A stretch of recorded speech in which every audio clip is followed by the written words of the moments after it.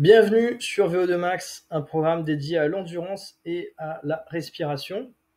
Donc, quel que soit votre sport, l'idée c'est d'avoir des séquences de respiration qui vous permettent d'améliorer intrinsèquement votre VO2 Max et donc du coup de mieux s'en sortir, d'avoir une meilleure énergie dans vos modalités. Donc tout de suite on va le découvrir. Il se présente sur 3 semaines. La première semaine c'est des étirements, vraiment une approche de l'endurance d'un point de vue ostéopathique. Est-ce que tout fonctionne bien? Pour ça, on va étirer le diaphragme. La semaine 2, c'est un peu plus de la coordination.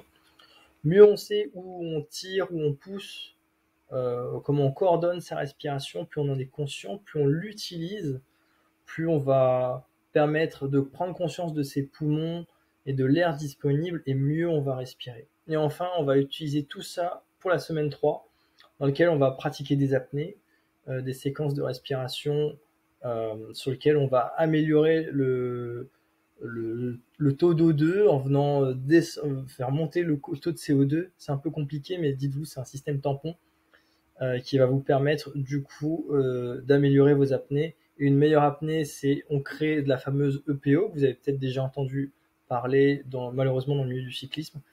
C'est une hormone qui permet d'activer, de créer plus de globules rouges, et tout de suite plus de globules rouges, plus d'énergie.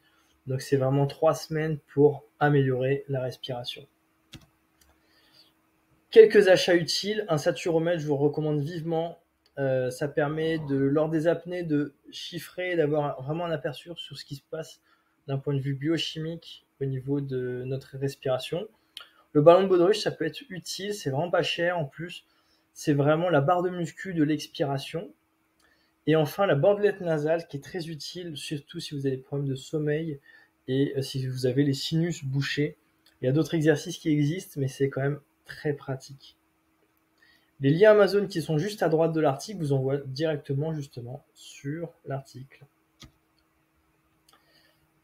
Pour vraiment se rendre compte de la plus-value du programme et de la respiration, il y a des tests. Le test Bolt se fait en statique. Il est décrit via le lien YouTube qui est juste à droite. Et le test Luc Léger ou Cooper, ça dépend un petit peu de votre niveau. C'est vraiment un programme qui est orienté pour tout le monde. Le Luc Léger, c'est quand même assez challengeant, assez poussé. Si toutefois vous débutez, moi je vous conseille un Cooper. Si vraiment vous débutez, mais d'un faible niveau, ou alors tout simplement vous ne sentez pas la haute intensité, je vous conseille de faire un test de Cooper, mais en marchant. Donc test de Cooper, c'est tout simple. On met le chrono sur 12 minutes et on fait le maximum de distance possible. Niveau 1, maximum de distance possible en marchant. Niveau 2, en courant. Si toutefois vous voulez essayer sur un step au-dessus, je vous conseille le Luc Léger. Et au bout des 3 semaines, on refait ces mêmes tests pour voir si, d'un point de vue intrinsèque, la respiration a amélioré la condition physique sur ces tests-là sans pour autant les avoir travaillés. Vous pouvez travailler en amont, mais l'idée c'est vraiment d'isoler la respiration, l'amélioration, la plus-value de ce programme via ces tests. Fin de la semaine 1, une petite apnée maximale, juste pour se tester, se challenger. Semaine 2, une marche ou un Cooper, et semaine 3, une respiration. Tout de suite, on enchaîne. Alors, la semaine 1, c'est des étirements sur le côté, sur l'avant et sur la face arrière du diaphragme pour vraiment avoir une respiration en 3D vraiment fonctionnelle.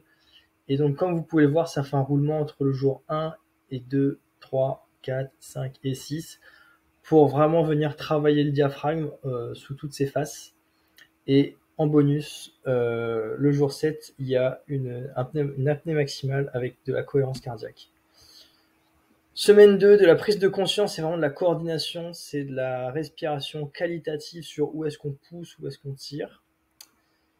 Et semaine 3, un travail en pyramide, respiration réduite, c'est une semaine qui est un petit peu plus challengeante, qui va permettre vraiment de créer des changements au niveau biochimique, et c'est vraiment ça la VO2 max. La VO2 max, c'est une valeur biochimique sur le taux d'oxygène que l'on peut utiliser dans le sang.